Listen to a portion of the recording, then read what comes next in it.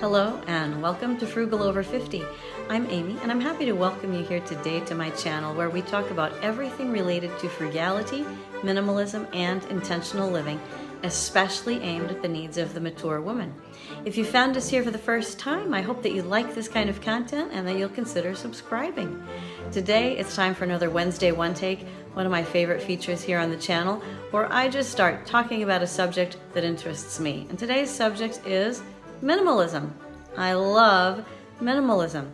I first started learning about minimalism back in the 1990s, mid-90s, so it's been about 25 years. And in those days, the word minimalism wasn't really used. We talked about simple living, and it's the same exact concept. And I would actually read books about how to do simple living strategies, because this was the days before YouTube. So if you wanted to learn 10 things that you could do to simplify your life, you would read a book. And now, of course, you might read a book, but you might go to a YouTube channel or a blog. We have different sources of information. But I actually remember reading a book called Simplify Your Life. Fantastic book, loved it, super inspirational. And I really loved the idea of keeping my possessions to a minimum and also keeping the idea of lifestyle growth to a minimum so that I could just keep everything simple. There's something about the simplicity of minimal lifestyles that appeals to me right at my very core. And so I want to talk to you about 3 aspects of minimalism. This is going to be sort of my first list video. Only 3 on the list, but I came up with a list, so here we are. And the first thing is just what I'm talking about right now, the mindset of minimalism.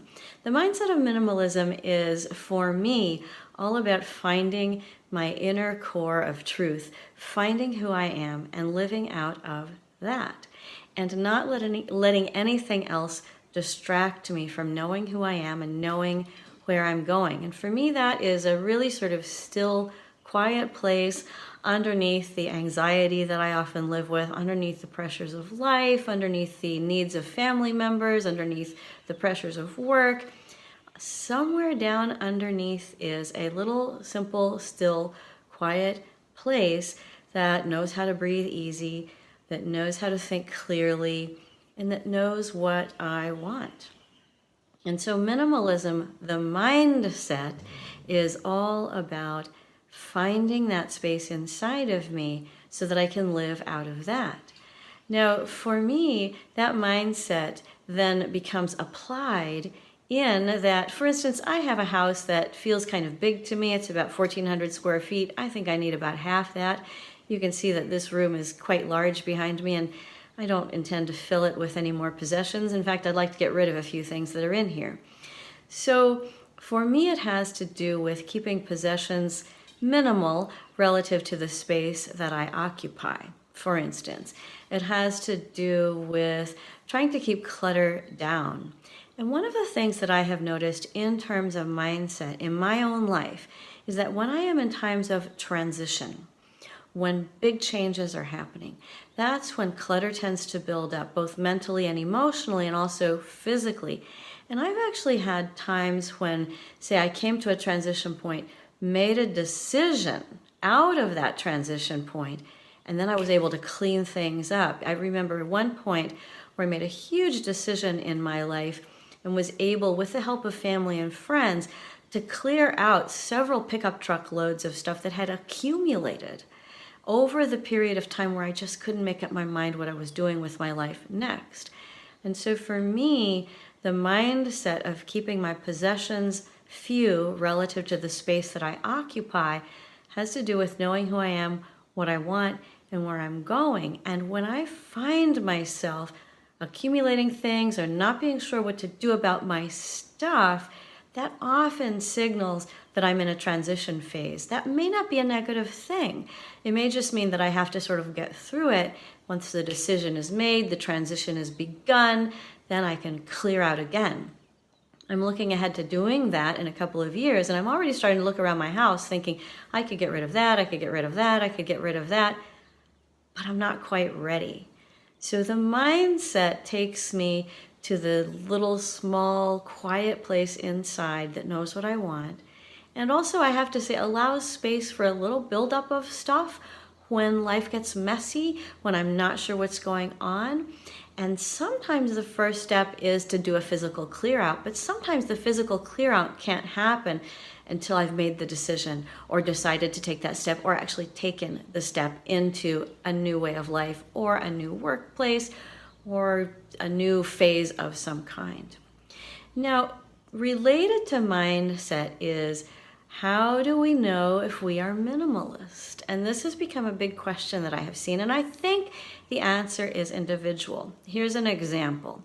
I love to watch YouTube videos where people talk about becoming minimalist. And one of the things that really minimalist people sometimes love is counting their possessions. And I watch videos where people say, I have 5 pairs of socks. I have 100 total possessions. And it's fantastic. I love watching that. The mindset behind that may be similar to my mindset, but we're going to approach minimalism very differently. I can't say that word once I've said it 10 times. Minimalism. The reason that we approach it differently is just because of how we apply things. For instance, I'm okay with messy times in the middle of my minimalism. There we go again, trouble saying it. In the middle of simplifying my life. Because I know by this time that messiness means something big is coming, and I'm going to have time where I can clear it out again. Similarly, I'm not a person who feels comfortable counting my possessions. I don't find that to be, for me, a minimalist approach to my life. I would find it to be fussy and cluttery, and I would be upset and worried about it, and it wouldn't enhance my quality of life at all, so I don't do it. But I sure enjoy watching people get great joy out of counting their possessions. Am I still a minimalist? Yes, I am. Are they still a minimalist? Of course. So the mindset is very internal, it's very quiet, and it leads us in a certain direction that may look different from another person's simple or minimalist journey. Now, the next thing on my list is the word motivation, which might seem related to mindset, but I'm thinking specifically about the kind of motivation that it takes to get up and start the clear out, or to get up and make the change, to move along in the career path, to take a different decision. And that kind of motivation can be an internally driven, ongoing thing that comes from our mindset, or it could just be something that happens in the moment. It's time to clear this out, let's do it. It could also be an ongoing strategy. Let me give you an example of each of these. I feel best if the dishes are done every night. I feel less cluttered. It really speaks to my simple minimalist soul to have the dishes done every night. And so the motivation is to feel less cluttered and to get this done. Then I'm able to jump on working on a chore chart with my kids so we get those dishes done. Now I have the mindset, wanting less clutter. The motivation is, I know I feel less cluttered if the dishes are done, and then I can take action based on that particular motivation. I have another one as well, which is particular to me. I am a teacher, so I have periods of time where I'm extraordinarily busy and can get nothing done. And if you came to my house, you wouldn't even be sure I was a minimalist because there's piles of laundry everywhere. And then there are other times where I have weeks and even months that I can devote to planning, to preparation, and to projects that I want to do. And so if I have a particular project, say I wanted to declutter a hallway, you've seen me in some videos sitting in that hallway. It's got like flowers and plants behind it. That was a minimalist decluttering, painting, and sort of changing project on that hallway. And it took a solid week to do during spring break last year. But it was very exciting, and I loved doing it, and the results have been phenomenal. But I couldn't have just said, oh, I feel motivated to do it, let's start now. I had to say, I want to do this. When is a block of time that I have free? Picked the block of time, and then I was there. So the mindset, simplify. The motivation then helps me to schedule or to just do an activity that will be minimalizing and simplifying. Now, The next thing comes out of the motivation, and I've titled this part of the list, Move on It.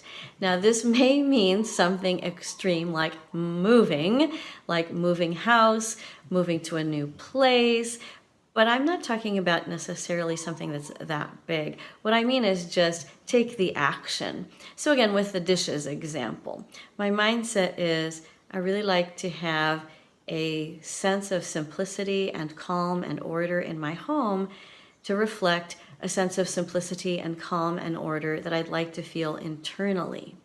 The motivation is I want to get those dishes done.